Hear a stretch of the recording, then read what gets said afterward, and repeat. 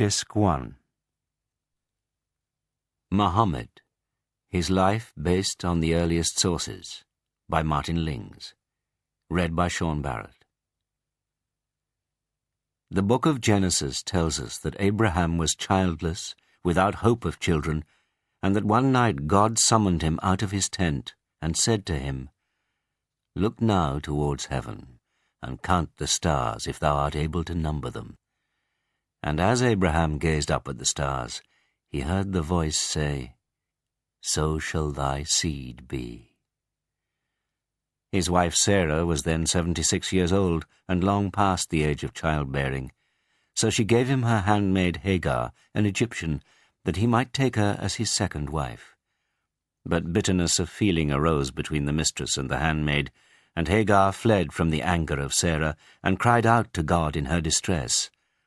And he sent to her an angel with the message, "I will multiply thy seed exceedingly, that it shall not be numbered for multitude."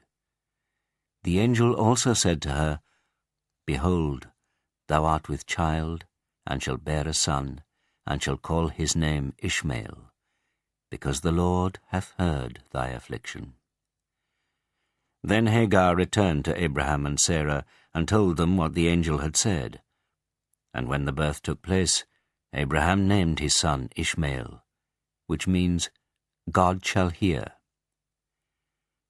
When Abraham had reached his 100th year, and Sarah was 90 years old, God spoke again to Abraham, and promised him that Sarah also should bear him a son, who must be called Isaac. Sarah gave birth to Isaac, and it was she herself who suckled him. And when he was weaned, she told Abraham that Hagar and her son must no longer remain in their household. And Abraham was deeply grieved at this on account of his love for Ishmael. But again God spoke to him and told him to follow the counsel of Sarah and not to grieve. And he promised him that Ishmael should be blessed. Not one, but two great nations were to look back to Abraham as their father. Two great nations, two spiritual streams, two religions, two worlds for God. Two circles, therefore two centers.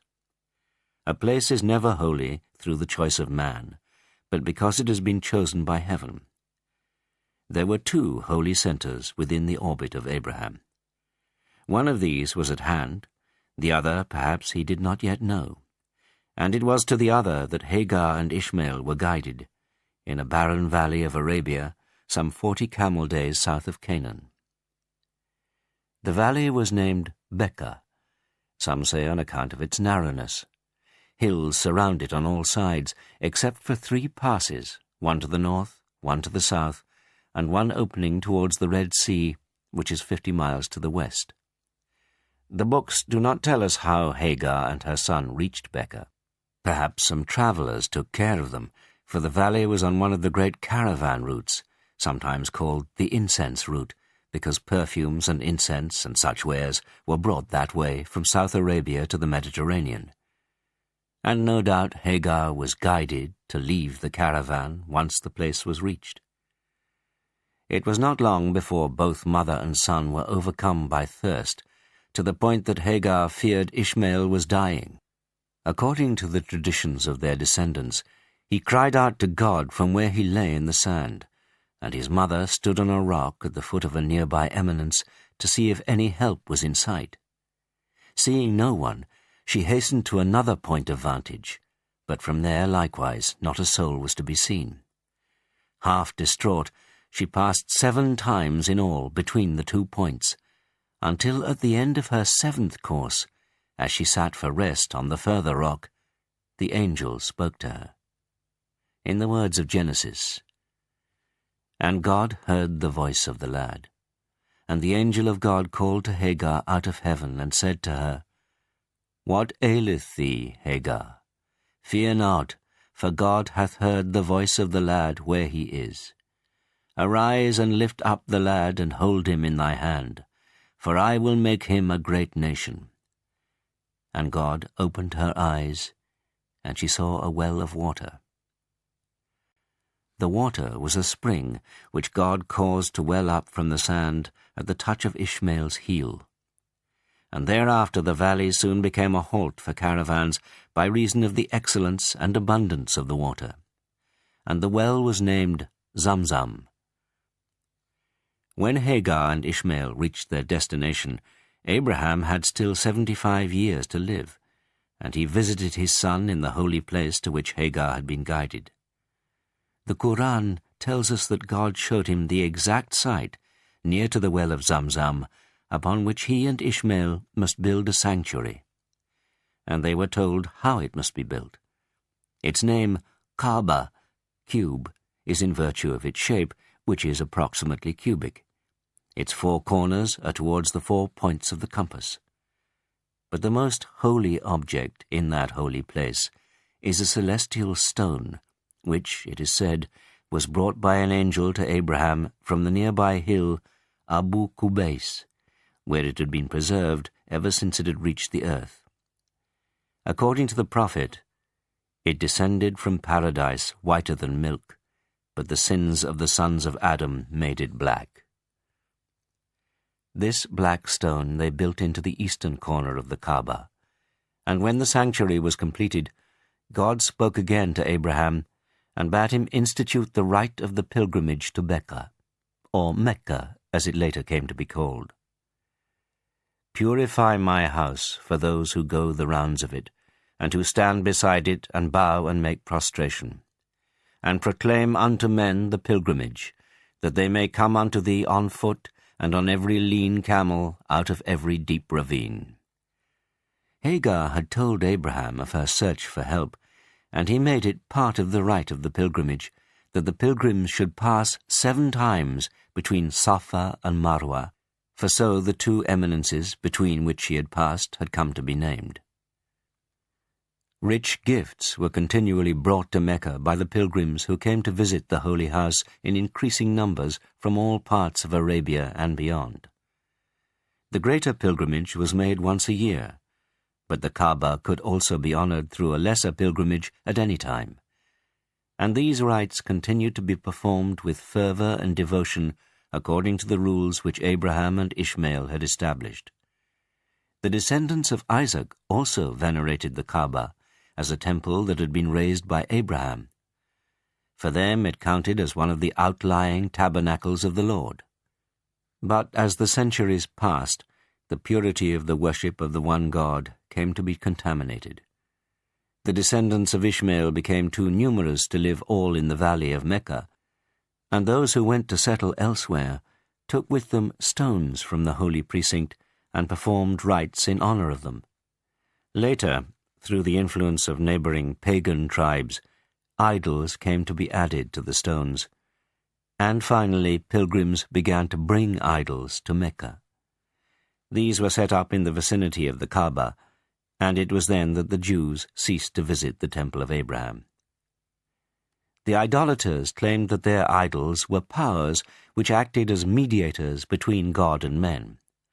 As a result, their approach to God became less and less direct, and the remoter he seemed, the dimmer became their sense of the reality of the world to come, until many of them ceased to believe in life after death.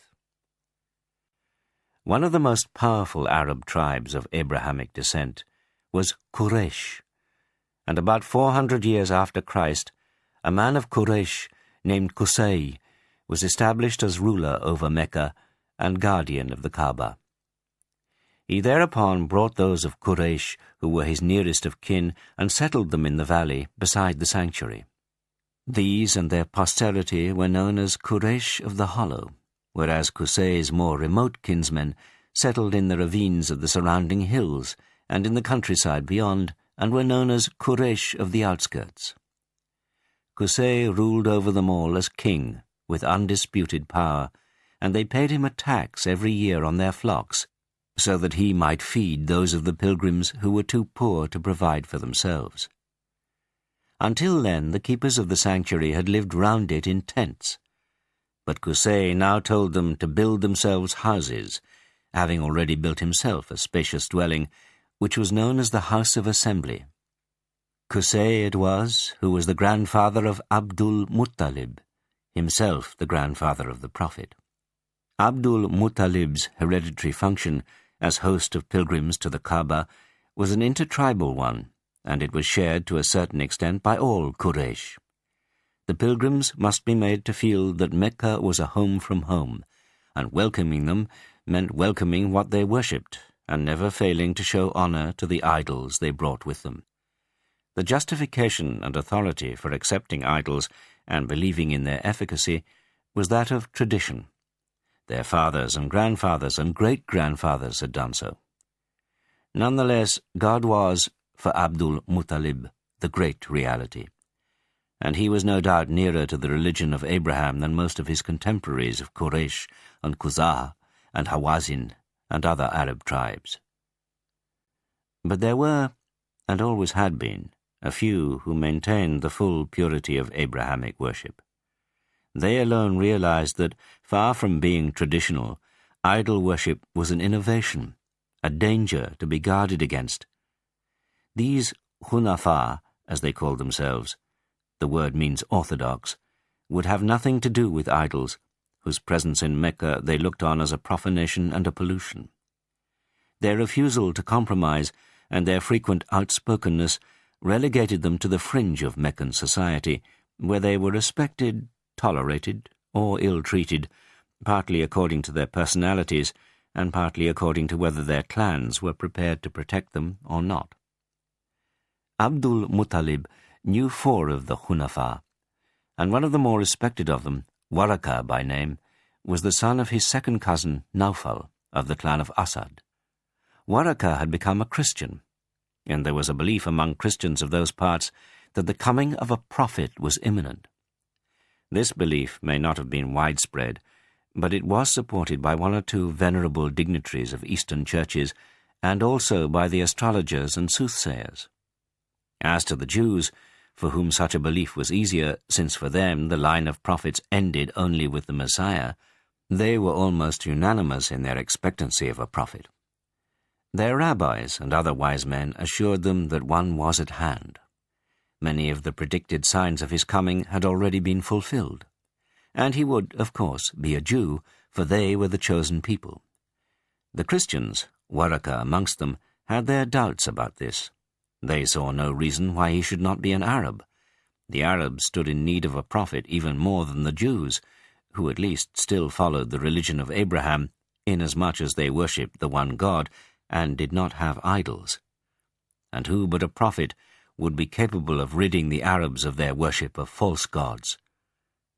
In a wide circle round the Kaaba, at some distance from it, there were 360 idols. And in addition to these, almost every house in Mecca had its god, an idol, large or small, which was the center of the household. As his last act on leaving the premises, especially if it was for a journey, a man would go to the idol and stroke it, in order to obtain blessings from it, and such was the first act on returning home.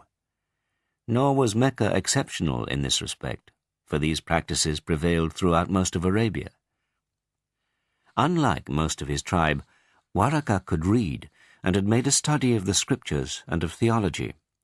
He was therefore capable of seeing that in one of Christ's promises, generally interpreted by Christians as referring to the miracle of Pentecost, there were nonetheless certain elements which did not fit that miracle and must be taken to refer to something else, something which had not yet been fulfilled. But the language was cryptic. What was the meaning of the words, "He shall not speak of himself, but whatsoever he shall hear, that shall he speak"? Waraka had a sister named Qutayla, who was very close to him. He often spoke to her about these things, and his words had made so great an impression on her that thoughts of the expected prophet were often in her mind. Could it be that he was already in their midst? Abdul Muttalib had made up his mind to find a wife for his son, Abdullah, and after some consideration the choice fell on Amina, the daughter of Wahab, a grandson of Zura, the brother of Qusay. Wahab had been chief of Zura, but had died some years previously, and Amina was now a ward of his brother Wuhayb, who had succeeded him as chief of the clan. Wuhayb himself also had a daughter of marriageable age, Hala by name, and when Abdul Muttalib had arranged that his son should marry Amina, he asked that Hala should be given in marriage to himself. Wuhayb agreed, and all preparations were made for the double wedding to take place at the same time. On the appointed day, Abdul Muttalib took his son by the hand, and they set off together for the dwellings of the Bani Zura, that is, the descendants of Zura. On the way they had to pass the dwellings of the Bani Asad, and it so happened that Qutayla, the sister of Waraka, was standing at the entrance to her house, perhaps deliberately in order to see what could be seen, for everyone in Mecca knew of the great wedding which was about to take place. Abdul Muttalib was now over 70 years old, but he was still remarkably young for his age in every respect, and the slow approach of the two bridegrooms, their natural grace enhanced by the solemnity of the occasion, was indeed an impressive sight. But as they drew near, Qutayla had eyes only for the younger man. Abdullah was, for beauty, the Joseph of his times. Even the oldest men and women of Quraysh could not remember having seen his equal. He was now in his 25th year, in the full flower of his youth. But Qutayla was struck above all, as she had been on other occasions, but never so much as now, by the radiance which lit his face, and which seemed to her to shine from beyond this world. Could it be that Abdullah was the expected prophet? Or was he to be the father of the prophet? They had now just passed her, and, overcome by a sudden impulse, she said, "Oh, Abdullah!" His father let go of his hand, as if to tell him to speak to his cousin. Abdullah turned back to face her, and she asked him where he was going. "With my father," he said simply, not out of reticence, but because he felt sure that she must know that he was on his way to his wedding. "Take me here and now as thy wife," she said, "and thou shalt have as many camels as thou desire." "I am with my father," he replied. "I cannot act against his wishes, and I cannot leave him." The marriages took place according to plan, and the two couples stayed for some days in the house of Wuhayb. During that time, Abdullah went to fetch something from his own house, and again he met Qutayla, the sister of Waraka. Her eyes searched his face with such earnestness that he stopped beside her, expecting her to speak. When she remained silent, he asked her why she did not say to him what she had said the day before. She answered him, saying, "The light hath left thee that was with thee yesterday. Today thou canst not fulfill the need I had of thee." The year of the marriages was AD 569. The year following this was momentous for more than one reason. In that year, Abdullah went for trade to Palestine and Syria, and on his way home he lodged with his grandmother's family in the oasis of Yathrib, 11 camel days north of Mecca, and there he fell ill. The caravan went on without him to Mecca, and when it brought the news of his illness, Abdul Muttalib sent his son Harith to accompany his brother home as soon as he should be well enough to travel. But when Harith arrived at the house of his Yathrib cousins, they answered his greetings with commiserations, and he knew at once that his brother was dead. There was great grief in Mecca when Harith returned. Amina's one consolation was the unborn child of her dead husband, and her solace increased as the time of her delivery drew near. She was conscious of a light within her, and one day it shone forth from her so intensely that she could see the castles of Bostra in Syria. And she heard a voice say to her, "Thou carriest in thy womb the Lord of this people, and when he is born, say, I place him beneath the protection of the One, from the evil of every envier. Then name him Muhammad." Some weeks later, the child was born. Amina was in the home of her uncle, and she sent word to Abdul Muttalib, asking him to come to see his grandson. He took the boy in his arms and carried him to the sanctuary and into the holy house, where he prayed a prayer of thanksgiving to God for this gift. Then he brought him once more to his mother, but on the way he showed him to his own household. He himself was shortly to have another son by Amina's cousin, Hala. At the moment his youngest son was the 3-year-old Abbas, who now met him at the door of his house. "This is thy brother. Kiss him," he said, holding out to him the newborn babe. And Abbas kissed him. It was the custom of all the great families of Arab towns to send their sons, soon after their birth, into the desert to be suckled and weaned and spend part of their childhood amongst one of the Bedouin tribes. Nor had Mecca any reason for being an exception, since epidemics were not infrequent and the rate of infant mortality was high. But it was not only the desert's fresh air that they wished their sons to imbibe. That was for their bodies, but the desert had also its bounty for souls. Quraysh had only recently taken to the sedentary life. Until Qusay had told them to build themselves houses round the sanctuary, they had been more or less nomadic. Fixed settlements were perhaps inevitable, but they were dangerous. Their ancestors' way of life had been the nobler one, the life of tent-dwellers, often on the move. Nobility and freedom were inseparable, and the nomad was free. In the desert, a man was conscious of being the lord of space, and in virtue of that lordship he escaped in a sense from the domination of time. By striking camp he sloughed off his yesterdays, and tomorrow seemed less of a fatality, if its where as well as its when had yet to come. But the townsman was a prisoner, and to be fixed in one place, yesterday, today, tomorrow, was to be a target for time, the ruiner of all things. Towns were places of corruption. Sloth and slovenliness lurked in the shadow of their walls, ready to take the edge off a man's alertness and vigilance. Everything decayed there, even language, one of man's most precious possessions. Few of the Arabs could read, but beauty of speech was a virtue which all Arab parents desired for their children. A man's worth was largely assessed by his eloquence, and the crown of eloquence was poetry. To have a great poet in the family was indeed something to be proud of.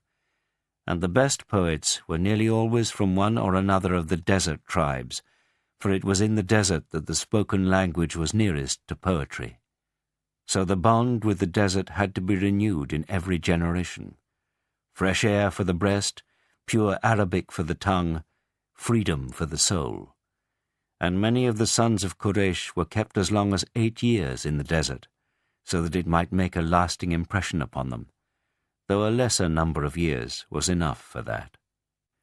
Some of the tribes had a high reputation for nursing and rearing children, and amongst these were the Bani Sa'd ibn Bakr, an outlying branch of Hawazin, whose territory lay to the southeast of Mecca. Amina was in favor of entrusting her son to the care of a woman of this tribe. They came periodically to Quraysh for nurslings, and some were expected shortly. On their arrival, Amina's choice fell upon one of their number, Halima, the daughter of Abu Du'aib, who was accompanied by her husband Harith and a recently born son of their own, whom she was nursing. In after years she told of the subsequent events. "With the child," she said, "we returned to our tents in the Bani Sa'd country, and I know of no place on God's earth more barren than that then was. But after we brought him to live with us, my flock would come home to me replete at every eventide and full of milk. We milked them and drank, when others had no drop of milk, and our neighbours would say to their shepherds, 'Out upon you, go graze your flocks where he grazeth his,' meaning my shepherd. Yet still their flocks came hungry home, yielding no milk, while mine came well-fed, with milk in plenty. And we ceased not to enjoy this increase and this bounty from God, until the babe's 2 years had passed, and I weaned him. He was growing well," she continued, "and none of the other boys could match him for growth. By the time he was 2 years old, he was a well-made child, and we took him again to his mother, although we were eager that he should stay with us for the blessings he brought us. So I said to her, Leave my little son with me until he grows stronger, for I fear lest he be stricken with the plague of Mecca. And we importuned her until she gave him once more into our keeping, and we brought him again to our home. One day, several months after our return, when he and his brother were with some lambs of ours behind our tents, his brother came running to us and said, "That Qurayshite brother of mine, 2 men clothed in white have taken him and have laid him down and opened his breast, and they are stirring it with their hands." So I and his father went to him, and we found him standing, but his face was very pale. We drew him to us and said, "What aileth thee, my son?" He said, "2 men clothed in white came to me and laid me down and opened my breast, and searched it for I know not what." Halima and Harith, her husband, looked this way and that, but there was no sign of the men, nor was there any blood or any wound to bear out what the 2 boys had said. No amount of questioning would make them take back their words or modify them in any respect. Yet there was not even the trace of a scar on the breast of their foster child, nor any blemish on his perfect little body. The only unusual feature was in the middle of his back, between his shoulders, a small but distinct oval mark where the flesh was slightly raised, as it were from the impress of a cupping glass, but that had been there at his birth. In after years he was able to describe the event more fully. "There came unto me 2 men, clothed in white, with a gold basin full of snow. Then they laid hold upon me, and splitting open my breast, they brought forth my heart. This likewise they split open, and took from it a black clot, which they cast away. Then they washed my heart and my breast with the snow." He also said, "Satan toucheth every son of Adam the day his mother beareth him, save only Mary and her son." Halima and Harith were convinced that the boys had been speaking the truth, and they were exceedingly shaken in consequence. Harith feared that their foster son had been possessed by an evil spirit, or smitten by some spell, and he told his wife to take him with all speed to his mother before the harm he had suffered became apparent in him. So Halima took him once more to Mecca, intending to say nothing about the real reason for her change of mind. But the change was too abrupt, and Amina, not to be deceived, finally compelled her to recount the whole story. Having heard it, she dismissed Halima's fears, saying, "Great things are in store for my little son." Then she told her of her pregnancy and of the light she had been conscious of carrying within her. Halima was reassured, but this time Amina decided to keep her son. "Leave him with me," she said, "and a good journey home." The boy lived happily in Mecca with his mother for about 3 years, winning the affection of his grandfather and his uncles and aunts and his many cousins with whom he played. Particularly dear to him were Hamza and Safiya, the children of Abdul Muttalib's last marriage, which had taken place on the same day as that of Muhammad's parents. Hamza was his own age, Safiya a little younger, his uncle and his aunt through his father, his cousins through his mother, and a powerful and lasting bond was formed between the 3 of them. When he was 6 years old, his mother decided to take him on a visit to his kinsmen in Yathrib. In later life he recounted how he learned to swim in a pool which belonged to his Khazrajite kinsmen with whom they stayed, and how the boys taught him to fly a kite. But not long after they had set out on their return journey, Amina fell ill, and they were obliged to halt, letting the caravan go on without them. After some days she died. It was at Abwa, not far from Yathrib, and there she was buried. His grandfather now took complete charge of him, and it soon became clear that his special love for Abdullah had been transferred to Abdullah's son. Abdul Muttalib was always happy to be near the Kaaba, so his family used to spread him a couch every day in the shadow of the holy house, and out of respect for their father, none of his sons, not even Hamza, would ever venture to sit on it. But his little grandson had no such scruples, and when his uncles told him to sit elsewhere, Abdul Muttalib said, Let my son be, for by God a great future is his." He would seat him beside him on the couch and stroke his back, and it always pleased him to watch what he was doing. Almost every day they could be seen together, hand in hand, at the Kaaba or elsewhere in Mecca. Abdul Muttalib even took Muhammad with him when he went to attend the assembly, where the chief men of the town, all over 40, would meet to discuss various matters, nor did the 80-year-old man refrain from asking the 7-year-old boy his opinion on this or that. And when called to question by his fellow dignitaries, he would always say, "A great future is in store for my son." 2 years after the death of his mother, the orphan was bereaved of his grandfather. When he was dying, Abdul Muttalib entrusted his grandson to Abu Talib, who was full brother to the boy's father. And Abu Talib prolonged the affection and the kindness that his nephew had received from the old man. Henceforth he was as one of his own sons, and his wife Fatima did all she could to replace the boy's mother. In after years, Muhammad used to say of her that she would have let her own children go hungry rather than him. The fortunes of Abdul Muttalib had waned during the last part of his life, and what he left at his death amounted to no more than a small legacy for each of his sons. Some of them, especially Abdul Uzza, who was known as Abu Lahab, had acquired wealth of their own. But Abu Talib was poor, and his nephew felt obliged to do what he could to earn his own livelihood.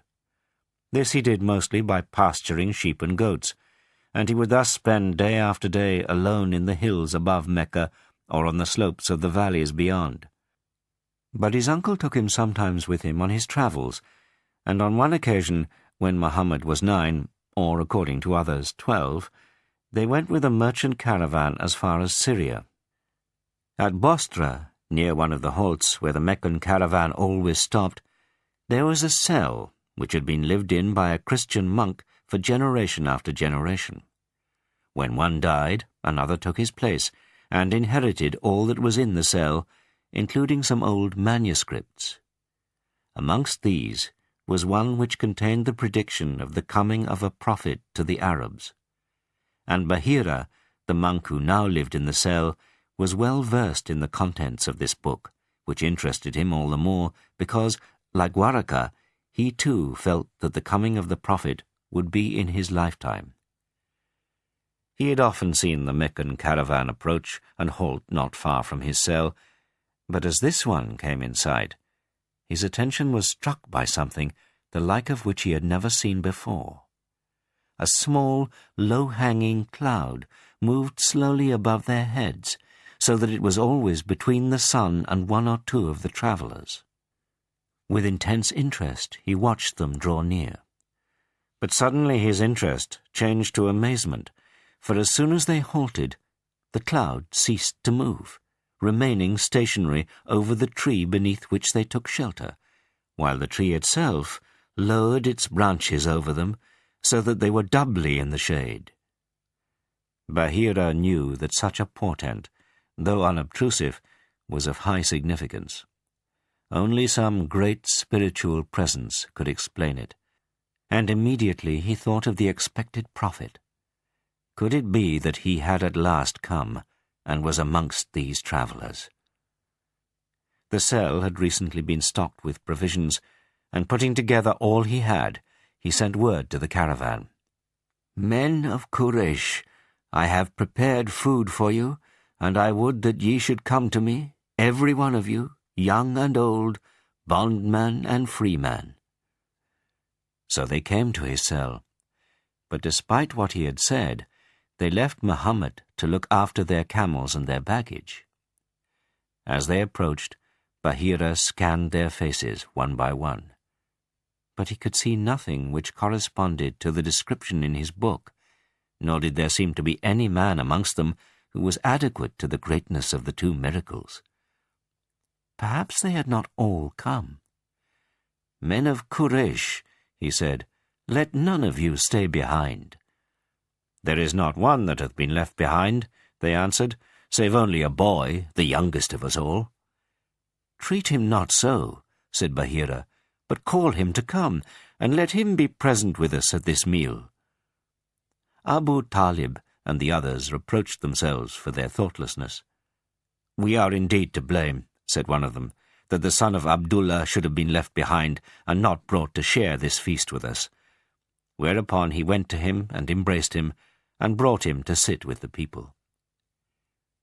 One glance at the boy's face was enough to explain the miracles to Bahira, and looking at him attentively throughout the meal, he noticed many features of both face and body which corresponded to what was in his book. So when they had finished eating, the monk went to his youngest guest and asked him questions about his way of life, and about his sleep, and about his affairs in general. Muhammad readily informed him of these things, for the man was venerable, and the questions were courteous and benevolent. Nor did he hesitate to throw off his cloak when finally the monk asked if he might see his back. Bahira had already felt certain, but now he was doubly so, for there, between his shoulders, was the very mark he expected to see, the seal of prophethood, even as it was described in his book, in the self-same place. He turned to Abu Talib. "What kinship hath this boy with thee?" he said. "He is my son," said Abu Talib. "He is not thy son," said the monk. "It cannot be that this boy's father is alive." "He is my brother's son," said Abu Talib. "Then what of his father?" said the monk. "He died," said the other, "when the boy was still in his mother's womb." "That is the truth," said Bahira. "Take thy brother's son back to his country, and guard him against the Jews, for by God, if they see him and know of him that which I know, they will contrive evil against him. Great things are in store for this brother's son of thine." When he had finished his trading in Syria, Abu Talib returned to Mecca with his nephew, who continued his solitary life as before. But his uncle saw to it that he, as also Abbas and Hamza, had some training in the use of weapons of war. Hamza was clearly destined to be a man of mighty stature, endowed with great physical strength. He was already a good swordsman and a good wrestler. Muhammad was of average height and average strength. He had a marked aptitude for archery, and gave every promise of being an excellent bowman, like his great ancestors, Abraham and Ishmael. A powerful asset for this lay in the strength of his eyesight. He was reputed to be able to count no less than 12 of the stars of the constellation of the Pleiades. Muhammad passed his 20th year, and as time went on he received more and more invitations to join one or another of his kinsmen on their travels abroad. Finally, the day came when he was asked to take charge of the goods of a merchant who was unable to travel himself, and his success in this capacity led to other similar engagements. He was thus able to earn a better livelihood, and marriage became a possibility. One of the richer merchants of Mecca was a woman, Khadijah, daughter of Khuwaylid of the clan of Asad. She was first cousin to Waraka, the Christian, and his sister Kutayla, and like them, she was a distant cousin to the sons of Hashim. She had already been married twice, and since the death of her second husband, it had been her custom to hire men to trade on her behalf. Now Muhammad had come to be known throughout Mecca as Al-Amin, the reliable, the trustworthy, the honest, and this was initially owing to the reports of those who had entrusted their merchandise to him on various occasions. Khadijah had also heard much good of him from family sources, and one day she sent word to him, asking him to take some of her merchandise to Syria. His fee would be the double of the highest she had ever paid to a man of Quraysh, and she offered him for the journey the services of a lad of hers named Maysara. He accepted what she proposed, and, accompanied by the lad, he set off with her goods for the north.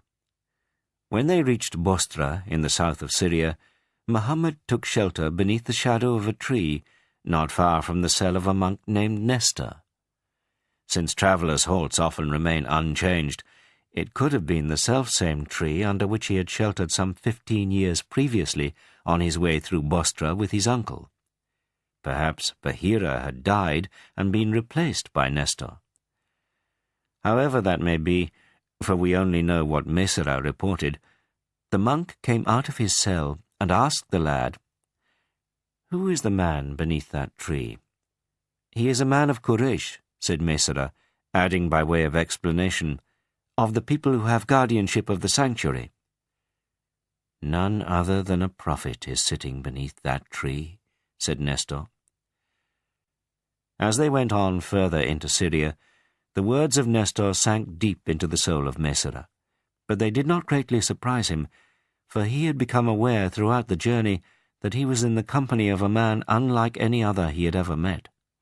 This was still further confirmed by something he saw on his way home. He had often noticed that the heat was strangely unoppressive, and one day towards noon it was given to him to have a brief but clear vision of 2 angels shading Muhammad from the sun's rays. On reaching Mecca, they went to Khadijah's house with the goods they had bought in the markets of Syria for the price of what they had sold. Khadijah sat listening to Muhammad as he described the journey and told her of the transactions he had made. These proved to be very profitable, for she was able to sell her newly acquired assets for almost the double of what had been paid for them. But such considerations were far from her thoughts, for all her attention was concentrated on the speaker himself. Muhammad was 25 years old. He was of medium stature, inclined to slimness, with a large head, broad shoulders, and the rest of his body perfectly proportioned. His hair and beard were thick and black, not altogether straight, but slightly curled. His hair reached midway between the lobes of his ears and his shoulders, and his beard was of a length to match. He had a noble breadth of forehead, and the ovals of his large eyes were wide, with exceptionally long lashes and extensive brows, slightly arched but not joined. In most of the earliest descriptions, his eyes are said to have been black, but according to 1 or 2 of these, they were brown or even light brown. His nose was aquiline, and his mouth was wide and finely shaped, a comeliness always visible, for although he let his beard grow, he never allowed the hair of his moustache to protrude over his upper lip. His skin was white, but tanned by the sun. In addition to his natural beauty, there was a light on his face, the same which had shone from his father, but in the sun it was more powerful, and this light was especially apparent on his broad forehead and in his eyes, which were remarkably luminous. Khadijah knew that she herself was still beautiful, but she was 15 years his elder. Would he none the less be prepared to marry her? As soon as he had gone, she consulted a woman friend of hers named Nufesa, who offered to approach him on her behalf and, if possible, to arrange a marriage between them. Mesera now came to his mistress and told her about the 2 angels and what the monk had said, whereupon she went to her cousin Waraka and repeated these things to him. "If this be true, Khadijah," he said, "then is Muhammad the prophet of our people. Long have I known that a prophet is to be expected, and his time hath now come." Meanwhile Nufesa came to Muhammad and asked him why he did not marry. "I have not the means to marry," he answered. "But if thou wert given the means," she said, "and if thou wert bidden to an alliance where there is beauty and property and nobility and abundance, wouldst thou not consent?" "Who is she?" he said. "Khadijah," said Nufesa. "And how could such a marriage be mine?" he said. "Leave that to me," was her answer. "For my part," he said, "I am willing." Nufesa returned with these tidings to Khadijah, who then sent word to Muhammad, asking him to come to her. And when he came, she said to him, "Son of mine uncle, I love thee for thy kinship with me, and for that thou art ever in the centre, not being a partisan amongst the people for this or for that. And I love thee for thy trustworthiness, and for the beauty of thy character and the truth of thy speech. Then she offered herself in marriage to him, and they agreed that he should speak to his uncles, and she would speak to her uncle Amr, the son of Asad, for Khuwaylid, her father, had died. It was Hamza, despite his relative youth, whom the Hashemites delegated to represent them on this occasion, no doubt because he was the most closely connected of them with the clan of Asad, for his full sister Safiya had recently married Khadija's brother Awam.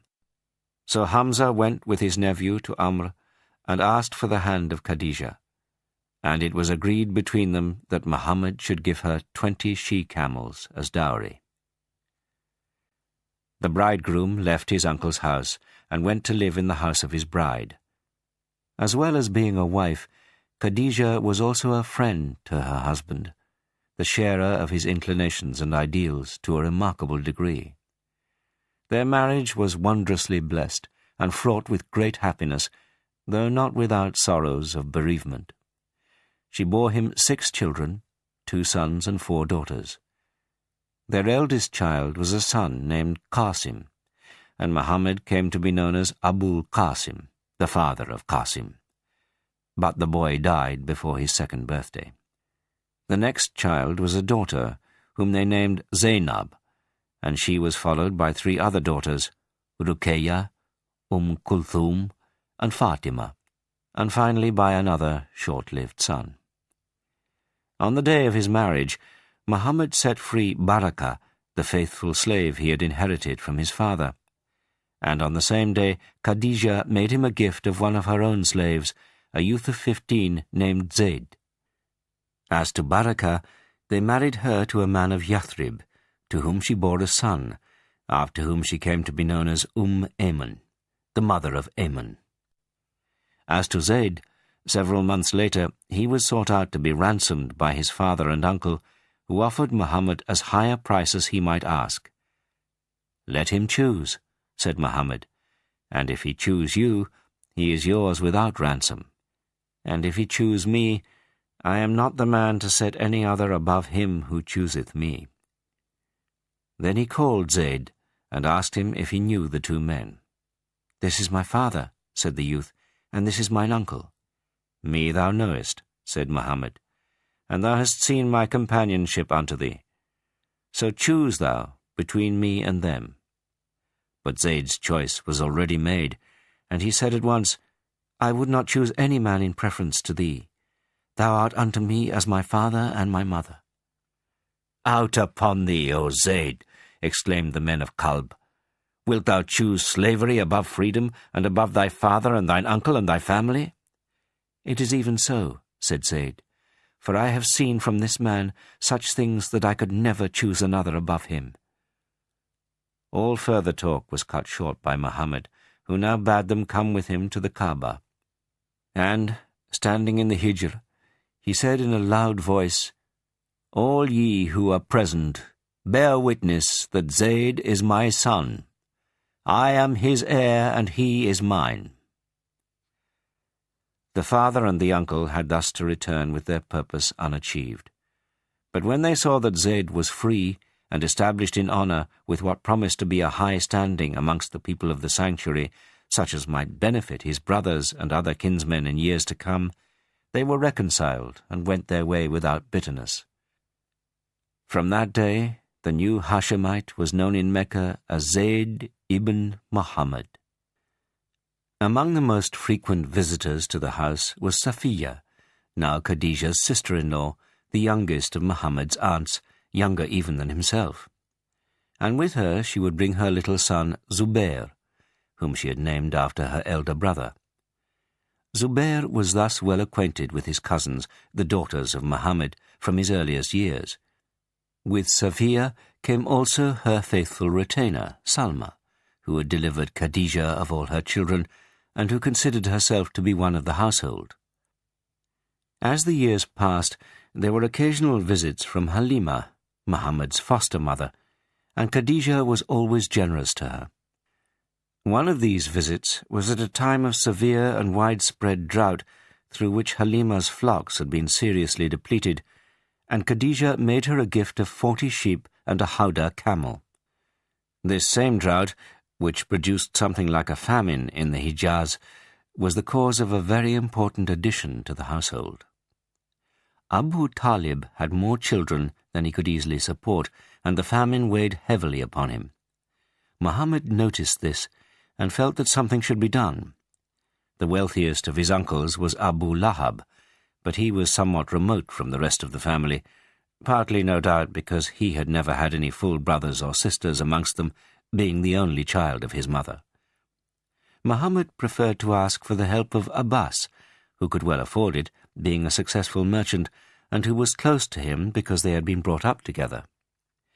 Equally close, or even closer, was Abbas's wife, al-Fadl, who loved him dearly and who always made him welcome at their house. So he went to them now, and suggested that each of their 2 households should take charge of one of Abu Talib's sons until his circumstances improved.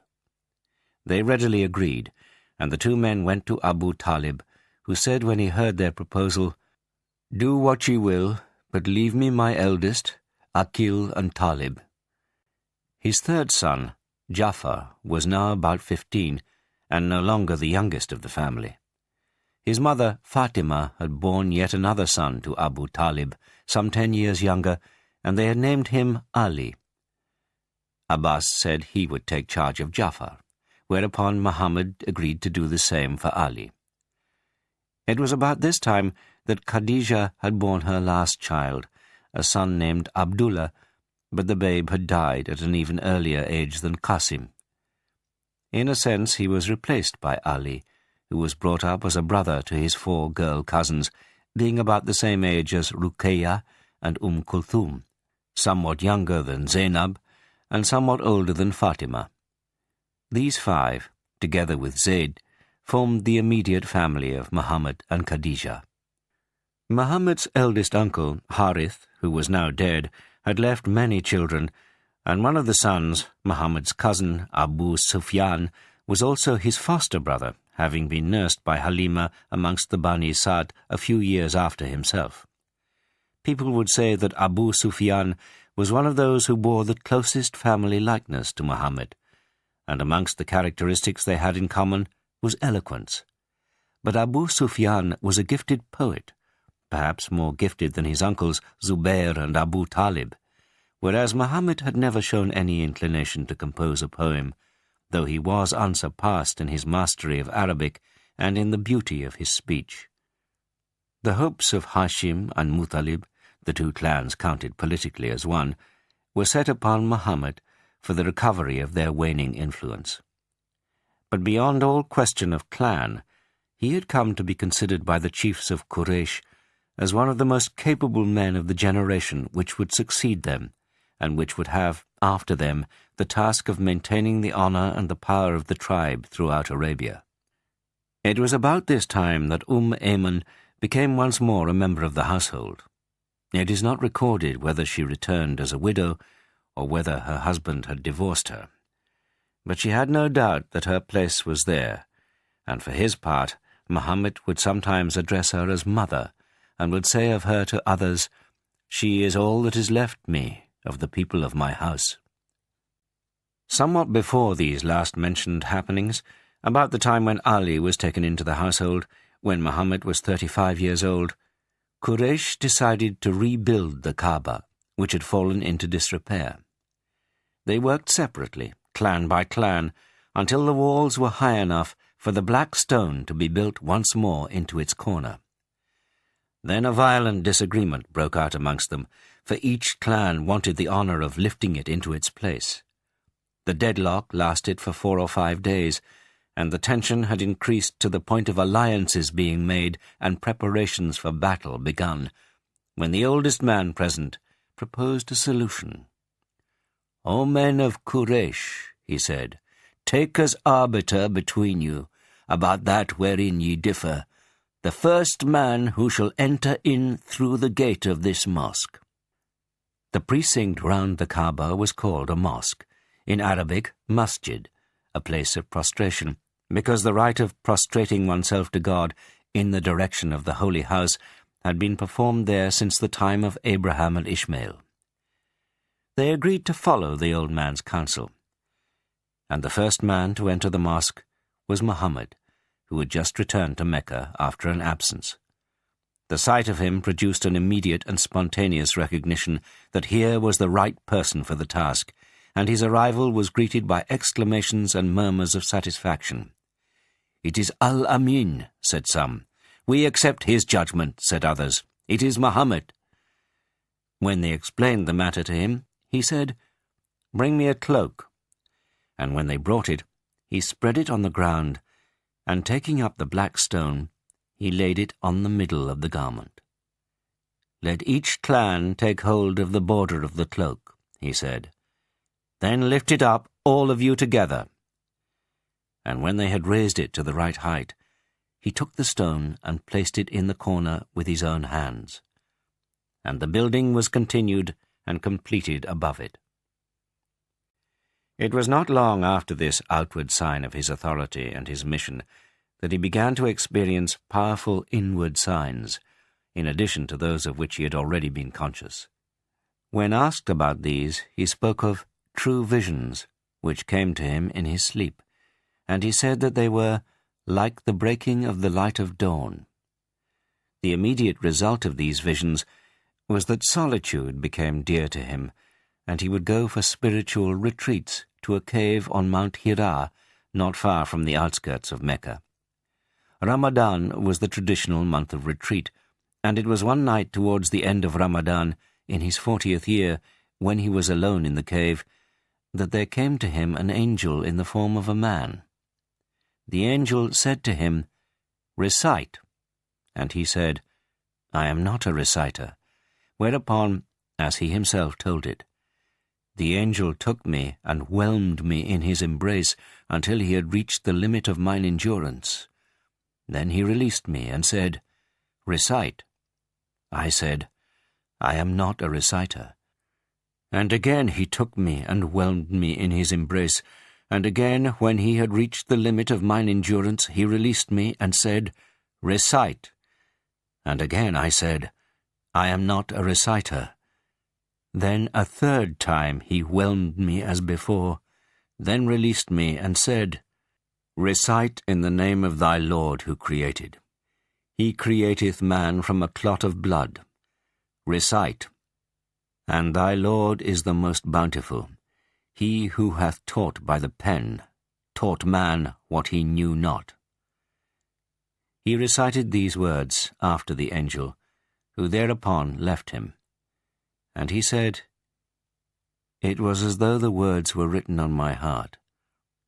But he feared that this might mean he had become a jinn-inspired poet, or a man possessed. So he fled from the cave, and when he was halfway down the slope of the mountain, he heard a voice above him saying, "O Muhammad, thou art the messenger of God, and I am Gabriel." He raised his eyes heavenwards, and there was his visitant, still recognizable, but now clearly an angel, filling the whole horizon. And again he said, "O Muhammad, thou art the messenger of God, and I am Gabriel." The prophet stood gazing at the angel. Then he turned away from him, but whichever way he looked, the angel was always there, astride the horizon, whether it was to the north, to the south, to the east, or to the west. Finally the angel turned away, and the prophet descended the slope and went to his house. Cover me," he said to Khadijah, as, with still quaking heart, he laid himself on his couch. Alarmed, yet not daring to question him, she quickly brought a cloak and spread it over him. But when the intensity of his awe had abated, he told her what he had seen and heard. And having spoken to him words of reassurance, she went to tell her cousin Waraka, who was now an old man and blind. "Holy, holy," he said, "by him in whose hand is the soul of Waraka, there hath come unto Muhammad the angel of revelation, even he that would come unto Moses. Verily, Muhammad is the prophet of this people. Bid him rest assured." So Khadijah went home and repeated these words to the prophet, who now returned in peace of mind to the cave, that he might fulfill the number of days he had dedicated to God for his retreat. When this was completed, he went straight to the Kaaba, according to his wont, and performed the rite of the rounds, after which he greeted the old and the blind Waraka, whom he had noticed amongst those who were sitting in the mosque. And Waraka said to him, "Tell me, O son of my brother, what thou hast seen and heard." The Prophet told him, and the old man said again what he had said to Khadijah. But this time he added, "Thou wilt be called a liar and ill-treated, and they will cast thee out and make war upon thee. And if I live to see that day, God knoweth I will help his cause." Then he leaned towards him and kissed his forehead, and the Prophet returned to his home. The reassurances of Khadijah and Waraka were followed by a reassurance from heaven in the form of a second revelation. The manner of its coming is not recorded, but when asked how revelation came to him, the Prophet mentioned 2 ways. "Sometimes it cometh unto me like the reverberations of a bell, and that is the hardest upon me. The reverberations abate when I am aware of their message. And sometimes the angel taketh the form of a man and speaketh unto me, and I am aware of what he saith." The revelation, this second time, began with a single letter, the earliest instance of those cryptic letters with which several of the Quranic messages begin. The letter was followed by a divine oath, sworn by the pen which had already been mentioned in the first revelation as the primary means of God's teaching men his wisdom. When questioned about the pen, the Prophet said, "The first thing God created was the pen. He created the tablet and said to the pen, 'Write.' And the pen answered, 'What shall I write?' He said, 'Write my knowledge of my creation till the day of resurrection.' Then the pen traced what had been ordained. The oath by the pen is followed by a second oath, by that which they write. And amongst what they, that is the angels, write in heaven with lesser pens on lesser tablets, is the Qur'an's celestial archetype, which subsequent revelations refer to as a glorious recitation, Qur'an, on an inviolable tablet, and as the mother of the book. The 2 oaths are followed by the divine reassurance, Nun, by the pen, and by that which they write, no madman art thou, through the grace of thy Lord unto thee, and thine shall be a meed unfailing, and verily of an immense magnitude is thy nature. After the first messages had come, there was a period of silence, until the Prophet began to fear that he had incurred in some way the displeasure of heaven, though Khadijah continually told him that this was not possible.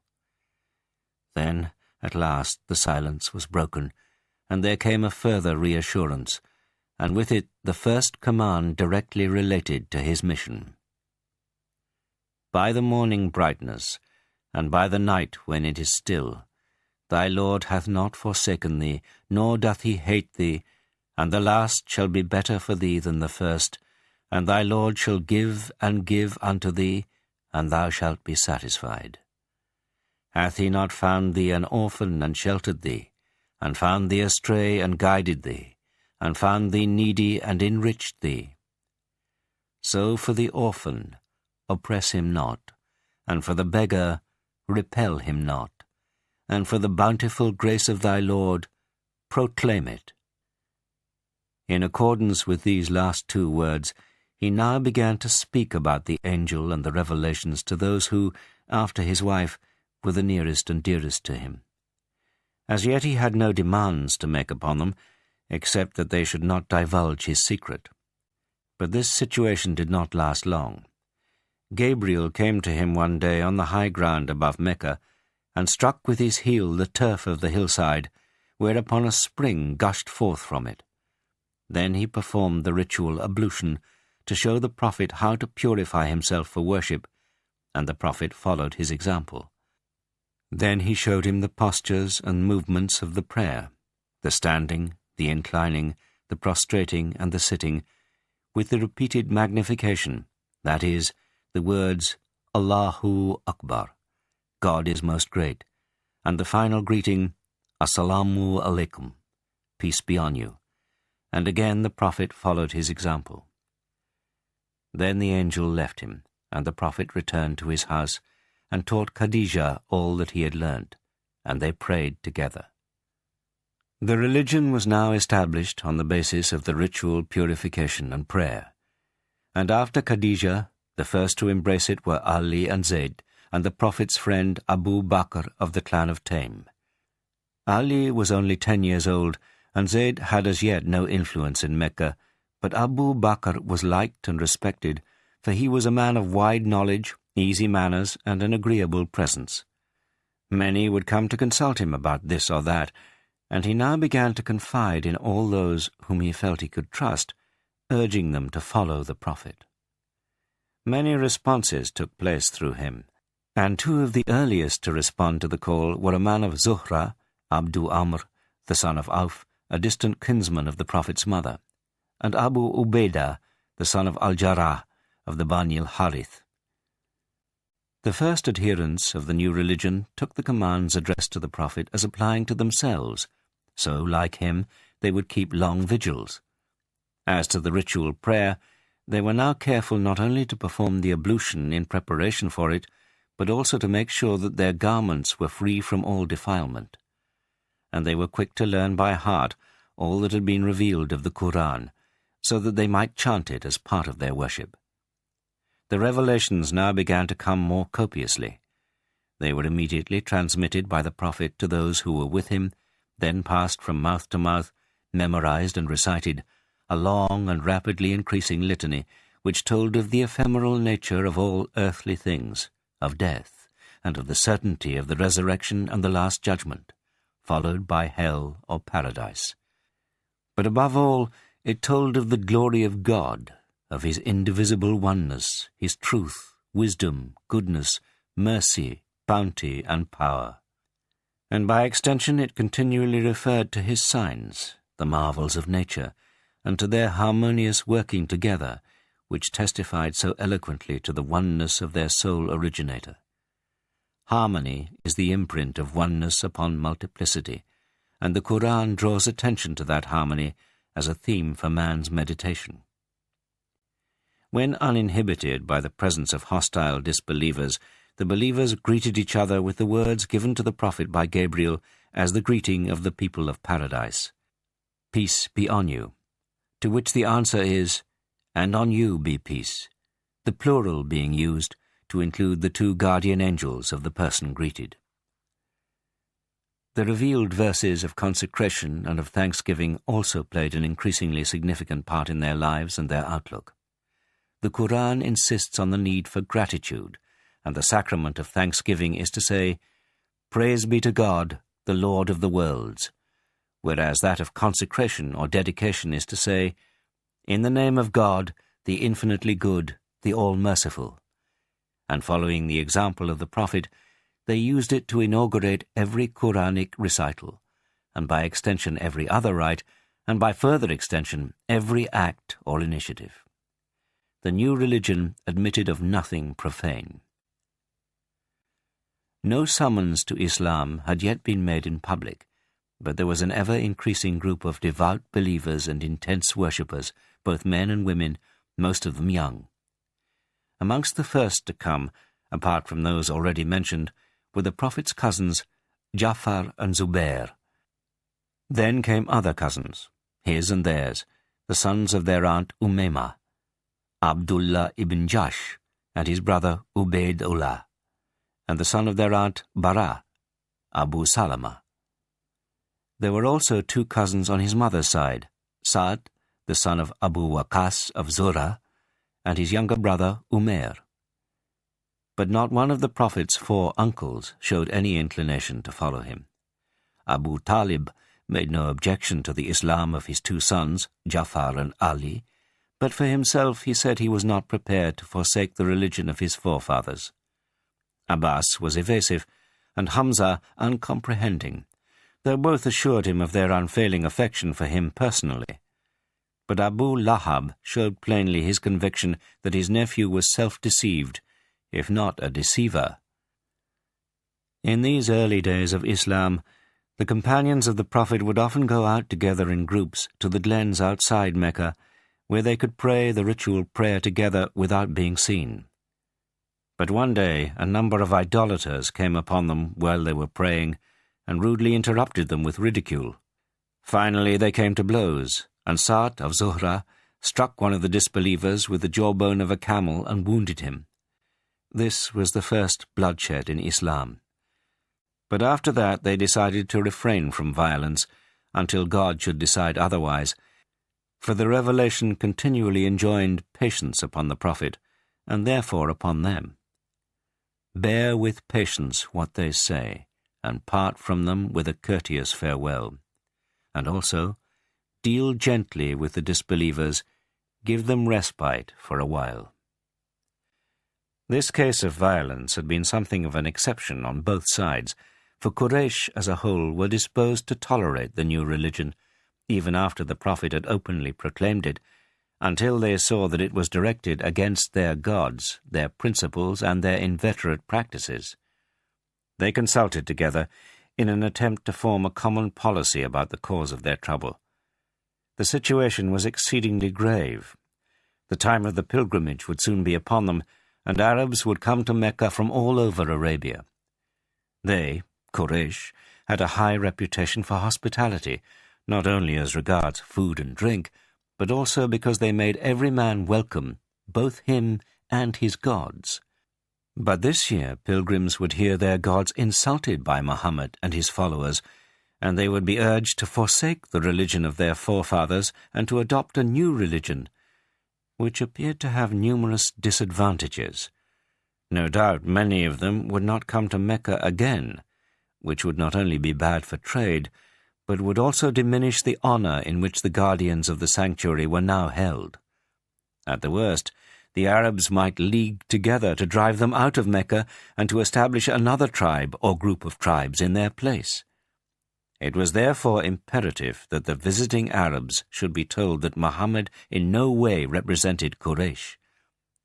They decided that outside the town all the roads by which Mecca was approached must be manned, and that visitors must be warned in advance to be on their guard against Muhammad, for they knew from their own experience how winning he could be. Had he not been, before he began preaching, one of the best-loved men in Mecca? Nor had his tongue lost any of its eloquence, nor his presence anything of its compelling majesty. They carried out their plans with zeal and thoroughness. Tufail, a man of Daus, an outlying western tribe, told afterwards how he had been warned on his arrival in Mecca against speaking to the sorcerer Muhammad, or even listening to him, lest he should find himself separated from his people. Tufail was a poet and a man of considerable standing in his tribe. Quraysh were therefore especially insistent in their warning, and they made him so afraid of being bewitched that before going into the mosque he stuffed his ears with cotton wool. The Prophet was there, having just taken up his stance for prayer between the Yemeni corner and the Black Stone, as was his wont, facing towards Jerusalem, with the southeast wall of the Kaaba immediately in front of him. His recitation of Quranic verses was not very loud, but some of it nonetheless penetrated Tufail's ears. God would not have it, he said, but that he should make me hear something of what was recited, and I heard beautiful words. So I said to myself, I am a man of insight, a poet, and not ignorant of the difference between the fair and the foul. Why then should I not hear what this man is saying? If it be fair, I will accept it, and if foul, reject it. I stayed until the Prophet went away, whereupon I followed him, and when he entered his house, I entered it upon his heels and said, O Muhammad, thy people told me this and that, and they so frightened me about thy state that I stuffed mine ears lest I should hear thy speech. But God would not have it but that he should make me hear thee. So tell me thou the truth of what thou art. The Prophet explained Islam to him and recited the Quran, and Tufail made his profession of faith. Then he returned to his people, determined to convert them. His father and his wife followed him into Islam, but the rest of Daus held back, and he returned to Mecca in great disappointment and anger, demanding that the Prophet should put a curse on them. But instead the Prophet prayed for their guidance, and said to Tufail, "Return to thy people, call them to Islam, and deal gently with them." These instructions he faithfully followed, and as the years passed, more and more families of Daus were converted. Before meeting the Prophet, Tufail had only met his enemies, but other pilgrims met also his followers, who told them a story very different from what the enemies told them, and each believed what his nature prompted him to believe. As a result, the new religion was spoken of, well or ill, throughout all Arabia. But nowhere was it more a theme of talk than in the oasis of Yathrib.